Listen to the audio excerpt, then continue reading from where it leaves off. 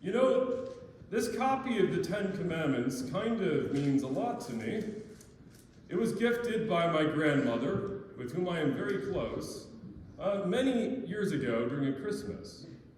And it was at that time that we were taking the presents out of those, the large boxes and ripping them open with all the excitement only a ferocious John could give. And I was there with my kid cousin, Ryan. Now, Ryan at the time was about 5 or 4 years old. And as he saw this copy of the Ten Commandments coming out of the box, as the Ten Commandments appeared in the flickering candlelight, Ryan said, as only a child could, "John, this looks ancient. It looks like it's thousands of years old. It looks like it came out of an ancient crypt or tomb like Indiana Jones would have found it."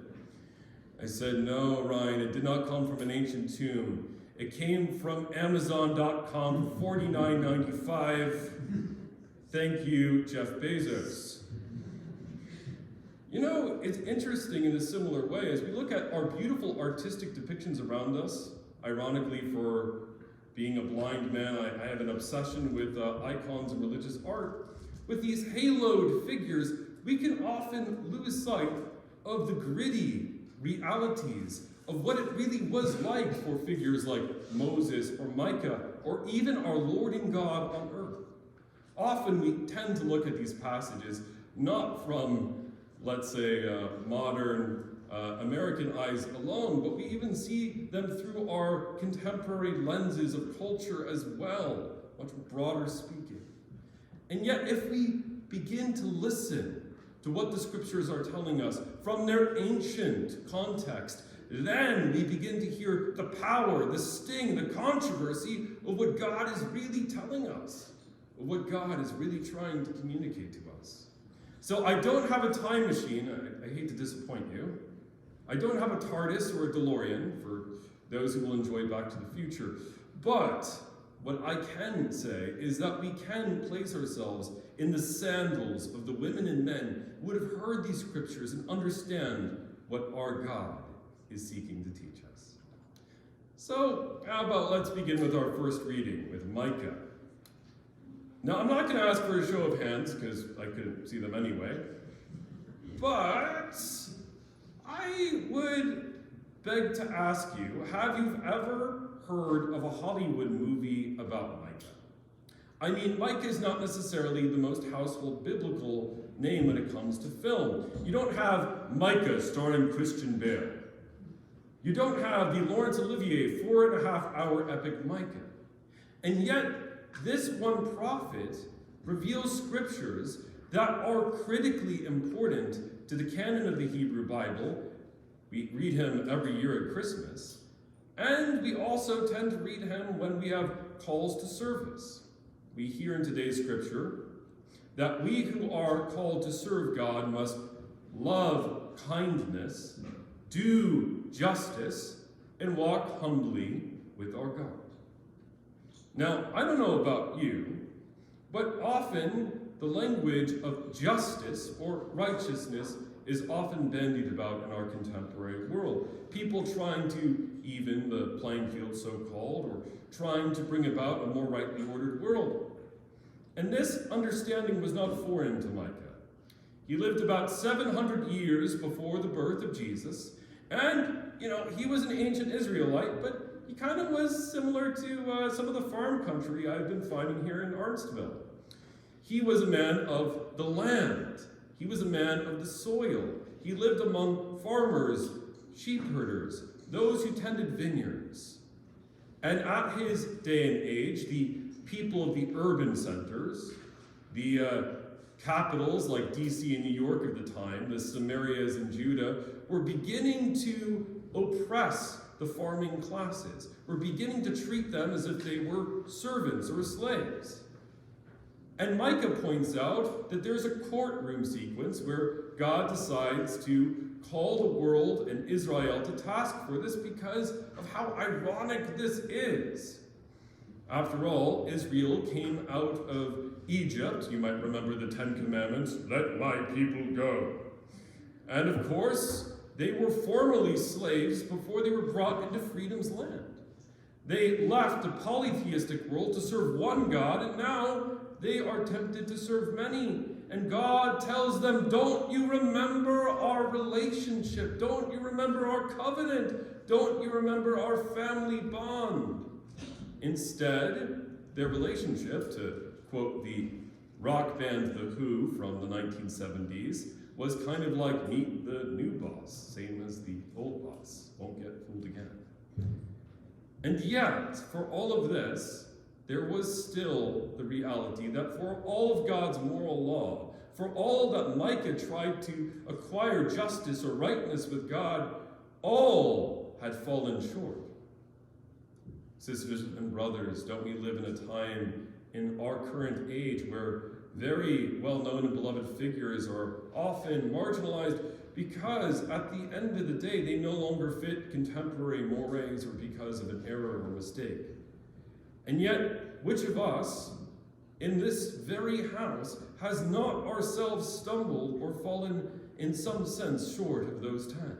Martin Luther gives us these 10 commandments, not suggestions, in his small catechism, pointing out that we, by our own merit or strength, cannot come to release in them. This is why I teased 2 weeks ago, we end up in a state, to quote the Rolling Stones, of I can get no satisfaction. But there is good news, of course. There is one who can fulfill this promise. And this is why Micah prophesies, as we hear every Christmas, and thou, Bethlehem Ephrathah, though you are the smallest of all the tribes of Judah, out of thee shall come forth a governor, a ruler, whose origins are from of old, from age everlasting. In other words, God alone can fulfill these promises. God alone can take the penalty for our woundedness. God alone can go to that cross, and so God becomes a child. God grows up as a man. God learns what it means to work with his hands. God spreads forth those hands upon the cross and takes the nails that I deserve, and fulfills the promise for all time, rising from the dead. To quote the great hymn of praise, what wondrous love is this, O my soul, what wondrous love is this, O my soul. This kind of mentality is revealed in the Beatitudes, which we hear of today. Now, I have to be honest with you, whenever I read Jesus climbing up a big mountain, I cannot help but think of Gandalf from The Lord of the Rings, or one of my favorite fictional characters ascending a great height. This is because throughout all world culture, ascending the mountain is to come into the presence of the Lord, into the high place. But the one from above has come near to us, low to us, so that when we find ourselves in our own pit of anxieties and worries, and they can be great, the Lord, the giver of life, is with us. Now, the danger with the Beatitudes, they are dangerous, did you know? The danger is that we think we already know them. Like the Our Father prayer, we tend to say them and kind of fall into the usual routine of bowing the head in piety. And that's good. That's a good thing.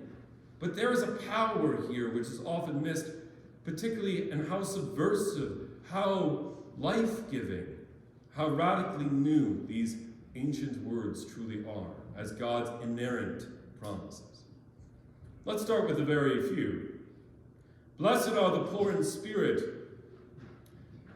Let me tell you, sisters and brothers, it isn't just Gollum who's craving a certain precious and is consumed by it. It is not just the ancient image of the dragon on a hoard of gold that is consumed by possessions. St. Francis of Assisi understood, the saints always have understood.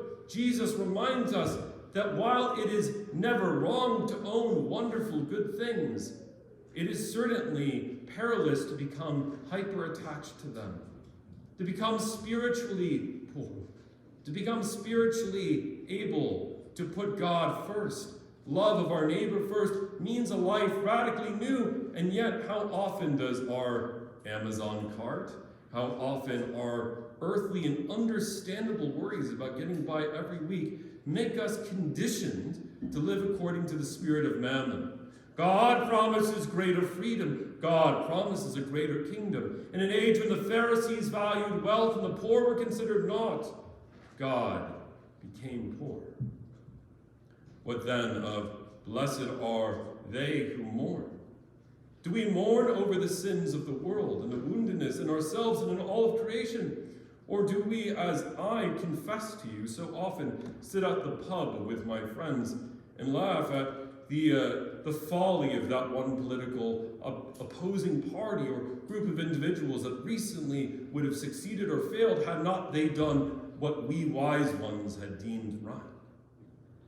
At the end of the day, Jesus does not gloat over his adversaries. Instead, from the cross, he says, Father, forgive them, for they do not know what they are doing. Justice without mercy is not justice, but the wrath. And of course, blessed are the peacemakers, for they shall be called children of God. Now, I don't need to pull from the parsonage my collection of Civil War memorabilia or my Renaissance Fair collection of medieval armor although that would have been fun to do today, to remind you of how that martial and warrior spirit is a great thing. But do we value peace among our brothers and sisters? Do we forget that we wage war not against right, left, or center, but against the demonic principalities and powers that often influence the children of Adam? We are one family. We are one heart and we are one home. God desires not for us to live according to these inclinations of my will, my desires, my thirsts, but instead to lay down our lives, hence, in a few short minutes, through the gift of our good pastor here, in light of his holy orders and the good order of the church, this is my body given up for you. This is my blood shed for you. As Jesus reminds us, no greater love hath any man than for him or her to lay down their life for their friends. This was powerfully illustrated about a year and a half ago when I was still in seminary. And Samantha and I were doing what we always usually do in Gettysburg on a very small budget. I go antiquing. And in my antique quests, I found a collection of belongings that pertained to a chaplain during the Second World War. It was his robes, his Bible, his accoutrements, and his letters. And Samantha here read some of the letters that were there in that antique collection of this deceased chaplain. How he had left behind his wife and children to aid not just the war effort to free the West from Nazism, but also to offer his life in service, to offer his time and energy and his love for the healing of the world, in order to love as Christ has loved, even to tend to enemy combatants and pray with them in their wounds.